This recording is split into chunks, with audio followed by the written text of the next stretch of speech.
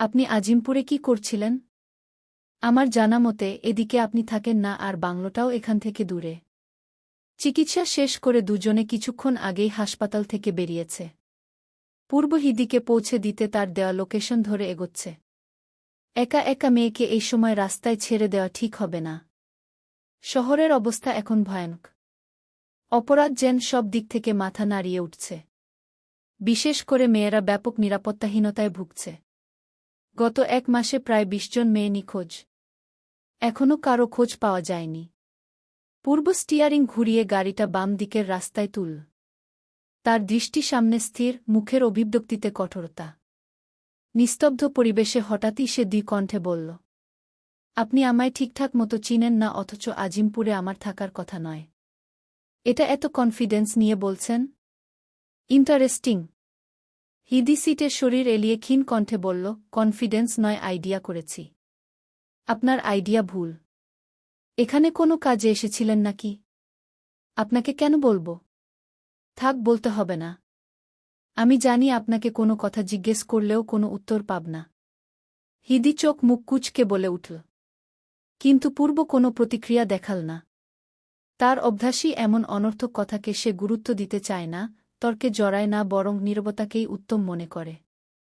রাত তখন 8:30টার কাছাকাছি।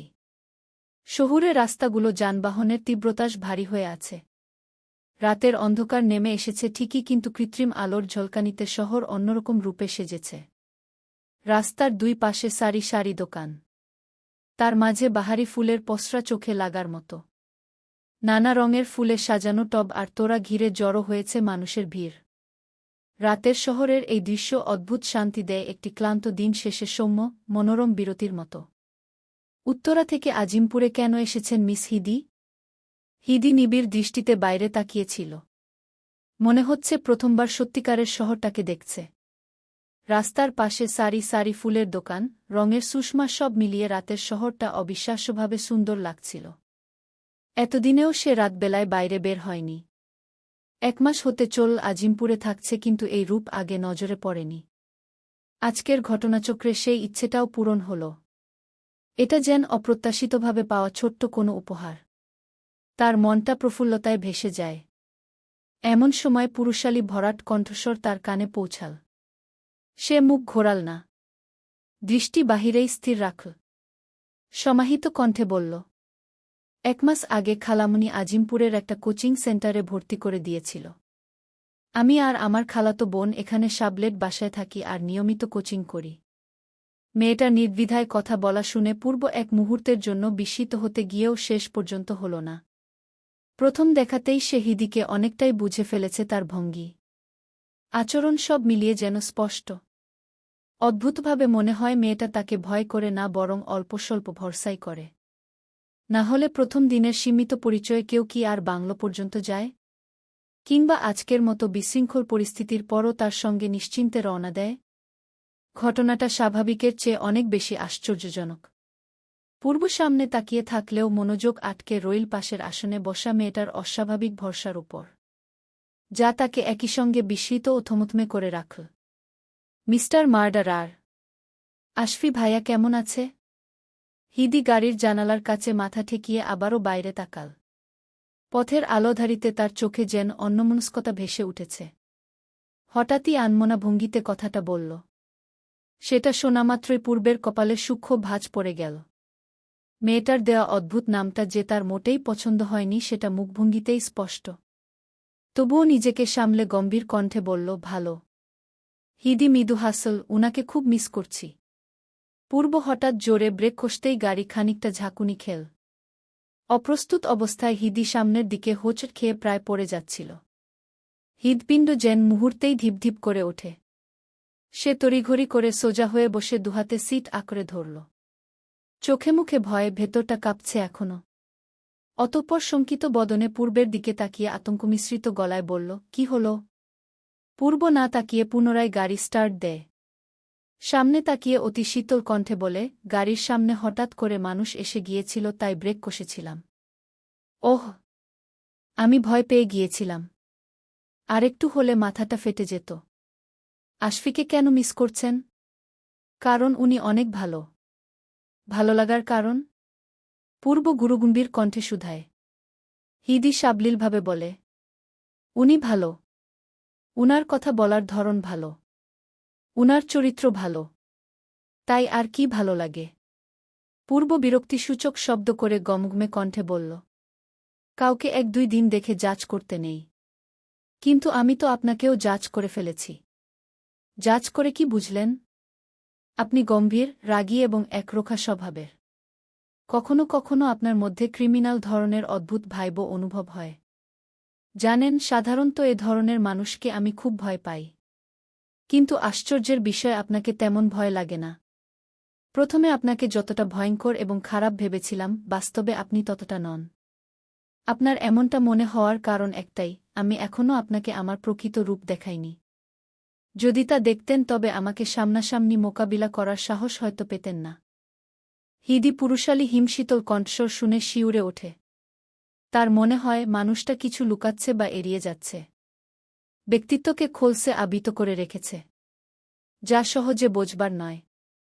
সে দ্বিধান্বিত চাহনিতে পরখ করতে থাকে অদ্ভুত মানুষটাকে।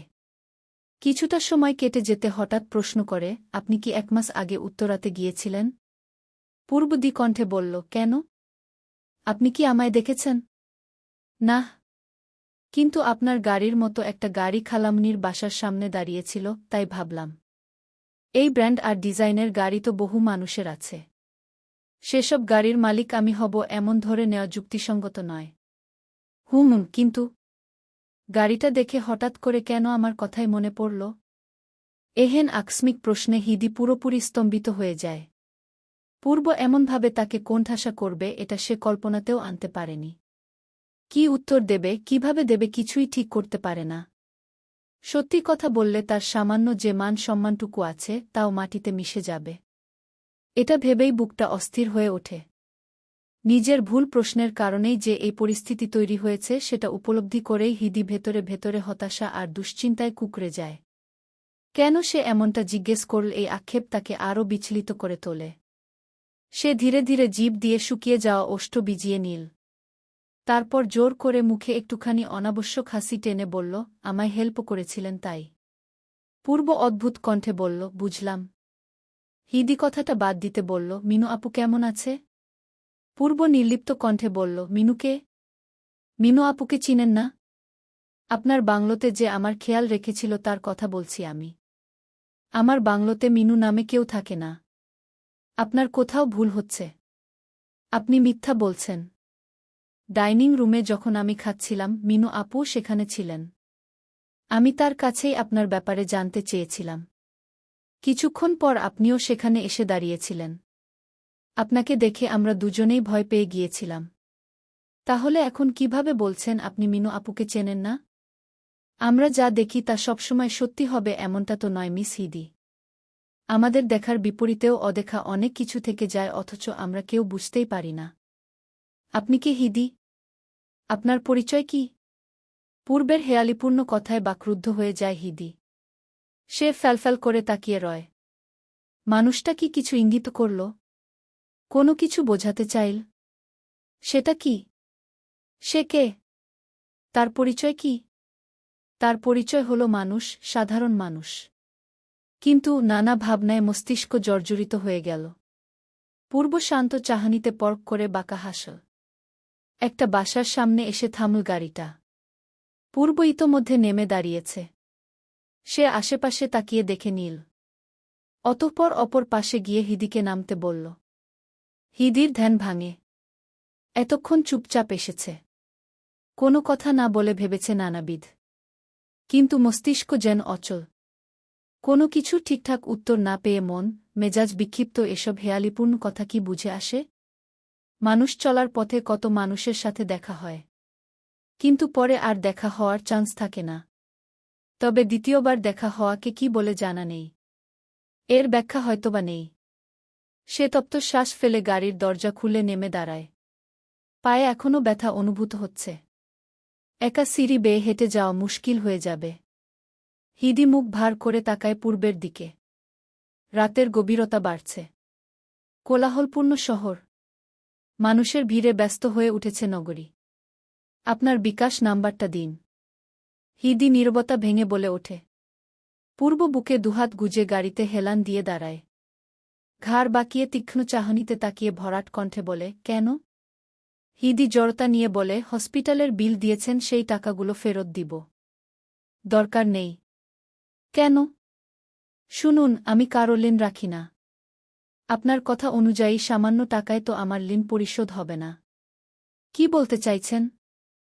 হিদি ভরকে গিয়ে বলল। খানিকটা ভয়ও পেল বোধহয়। পূর্ব দৃষ্টি সরিয়ে সামনে তাকাল। গম্ভীর কণ্ঠে বলল, আগের ঋণ এখনো পরিশোধ করেননি। হিদির মুখ হা হয়ে গেল। সংকুচিত দৃষ্টিতে চেয়ে বলল, আপনি কি গহনা নিতে চান? ছেলে হয়ে ওগুলো দিয়ে কি করবেন হুম? মিস হিদি, আমি আপনার থেকে টাকা চাইনি। So don't say again. একজন অপরিচিত মেয়ের চিকিৎসা করিয়েছেন। কিন্তু টাকা কেন নিচ্ছেন না? আপনার জায়গায় অন্য কেউ থাকলেও এমনটাই করতাম। এবার আসুন। কথাটা শুনে হিদির মেজাজ মুহূর্তে তপ্ত হয়ে উঠল। মানুষটার এই অবিচল শীতল অ্যাটিটিউডটা আসে কোথা থেকে? মনে হয় যেন ভেতরে একটা পুরো অ্যাটিটিউডের কারখানায় লুকিয়ে রেখেছে। হাসপাতালে চিকিৎসার বিল মোটামুটি বেশি এসেছিল। তার সঙ্গে এক গাদা ওষুধও কিনে দিয়েছে। সে তাই স্বাভাবিকভাবেই ভদ্রতা করে বিলটা দিতে চেয়েছিল। কিন্তু পূর্ব তো একেবারে নিতে নারাজ। বরং উল্টো দু-চারটা কথায় এমন ভর্ৎসনা শুনিয়ে দিল, যার প্রতিটা কথায় তীক্ষ্ণ অসহ্যতা। হিদি ভেতরে ভেতরে রাগে ফুঁসতে লাগল। সে কিছু আর বলতে চাইল না। গজগজ করতে করতে হাঁটা ধরল।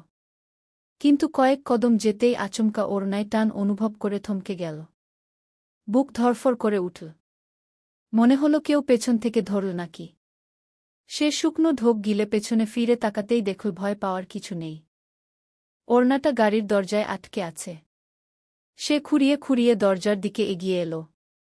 হাতে ওষুধের ব্যাগ, অন্য হাতে ফোন। এ অবস্থায় ওড়না ছাড়ানো সম্ভব নয়। অস্থিরতা বাড়তে লাগল। অবশেষে উপায়ান্তর না দেখে কণ্ঠটা অনিচ্ছায় একটু কোমল করে বলল, পূর্ব সাহেব, ওড়নাটা ছাড়িয়ে দিন প্লিজ। হাতে ওষুধের ব্যাগ আর ফোন, তাই ছাড়াতে পারছি না। পূর্ব কোনো কথা না বলে ওড়নাটা ছাড়িয়ে দিল। হিদি যেন বিস্মিত হয়ে গেল। সে কিয়ৎক্ষণ ড্যাব ড্যাব করে চেয়ে রইল। বিনা বাক্য ওড়নাটা ছাড়িয়ে দেওয়ায় মনে মনে খুশি হয়ে গেল। চোখে মুখে দীপ্তি ছড়িয়ে পড়ল তা লক্ষণীয়। সে অগোচরে নিঃশব্দে হাসল। কৃতজ্ঞতা স্বরূপ বলল, ধন্যবাদ। পূর্ব জবাব না দিয়ে ইশারা করল যাওয়ার জন্য। হিদির মুখখানা চুপসে গেল। মানুষটা সত্যি অদ্ভুত। ধন্যবাদের বদলে কিছু বলতে হয়, অথচ একবারও বলে না। সে পা বাড়াতে গিয়েও থেমে গেল। মুখ ভার করে বলল, আপনার বিকাশ নাম্বার দরকার নেই। আশফি ভাইয়ার নাম্বার দিন। পূর্ব চোয়াল শক্ত করে চাইল। রু গলায় বলল, মিস হিদি, আপনি কিন্তু বেশি কথা বলছেন। আর একটা কথা বললে পার্মানেন্টলি মুখ বন্ধ করে দেওয়ার ব্যবস্থা করব। আপনি শুধু মেরে ফেলার হুমকি দেন। আমি কিন্তু ভয়টাই পাই না। এদিকে আসুন। মুড নেই। এই মেয়ে কি বললে? পূর্ব হতভম্ব হয়ে উচ্চস্বরে বলে উঠল। হিদি চমকে গেলেও ওষ্ঠ টিপে হাসল। সে খানিকটা দূরে গিয়ে নিরাপদ দূরত্বে দাঁড়াল। তারপর ভাব নিয়ে বলল, বললাম আপাতত আপনার কাছে যাওয়ার মুড নেই। পূর্ব রাগান্বিত কণ্ঠে বলল, আমার সাথে ফাজলামো করছ? ইস, এত সাহস কি আছে আমার? আমি সামান্য এক মেয়ে আর আপনি মিস্টার মার্ডারার। হিদি, ডোন্ট ক্রস ইউর লিমিট। আমি আমার লিমিটেই আছি। তুমি কিন্তু ভুলে যাচ্ছ আমি কে। পূর্ব চোয়াল শক্ত করে বলে উঠল। হিদি ভয় পেলেও নিজেকে সামলে নিল। সে খেয়াল করল মানুষটা রাগের মাথায় হিতাহিতজ্ঞান শূন্য হয়ে তুমি বলে সম্বোধন করেছে। এটা কি বুঝতে পেরেছে? তার বুকের ভেতর অদ্ভুত অনুভূতি হল। ওষ্ঠকোণে আবাও ফুটে উঠল স্নিগ্ধ হাসি। সে ঘুরে পা বাড়ায় গেটের দিকে। যাওয়ার সময় খানিকটা উঁচু গলায় বলে, আপনাকে ভোলা সহজ নয়। কারণ আপনি আসলেই মার্ডারার পূর্ব সাহেব। কথাটা বলেই গেট খুলে ভেতরে চলে গেল হিদি। পূর্ব কাঠিন্যতা এটে রক্তচক্ষু চাহনিতে তাকিয়ে রয় সামনে। এভাবে কিছুক্ষণ কেটে যেতেই মেজাজ কিছুটা শান্ত হয়ে আসে। হাতে জ্বলুনি অনুভব হচ্ছে অনেকক্ষণ থেকে। সে হাত উঁচিয়ে দৃষ্টি স্থির করতেই দেখল উপরিভাগে অল্প ক্ষতের দাগ। এটা আসলে খামচে ধরার কারণে হয়েছে। পূর্ব হাত নামিয়ে গাড়ির দরজা খুলে বসে সিটে গা এলিয়ে দিয়ে চক্ষুদ্বয় বন্ধ করে খিচে আসা মেজাজে আওড়ায়, তুমি ভুল জায়গায় সাহস দেখিয়ে ফেলেছ হিদি। এটা ঠিক হয়নি। পায়ের অবস্থা তো গুরুতর হিদি। বিয়েতে গিয়ে আনন্দ করতে পারবি না। হিদি হেডবোর্ডে হেলান দিয়ে পা এলিয়ে দিয়ে বসে আছে। চোখে মুখে অসহনীয় যন্ত্রণায় ছাপ। পায়ের ব্যথা যেন বেড়েই চলেছে। সে কথাটা শুনেও কোনো প্রতিক্রিয়া জানাল না। পাশেই কায়নাত খাবারের প্লেট হাতে বসে আছে। হাত দিয়ে ভাত মাখিয়ে খাইয়ে দিচ্ছে হিদিকে। খাবার খাইয়ে ঔষধ খাইয়ে দিতে হবে, নয়তো পায়ের ব্যথায় সারারাত ঘুমাতে পারবে না। কায়নাত আরেক লোকমা ভাত খাইয়ে দিয়ে কৌতূহলবশত জিজ্ঞেস করল, কি হয়েছে? হিদি ফোঁস করে শ্বাস ফেলে বলল, বুড়া নেশাখোর এসবের চক্করে পড়ে জীবনটা শেষ। ঢাকাতে এসেও শান্তি নেই। আমি জানি জাবির এত সহজে আমার পিছু ছাড়বে না।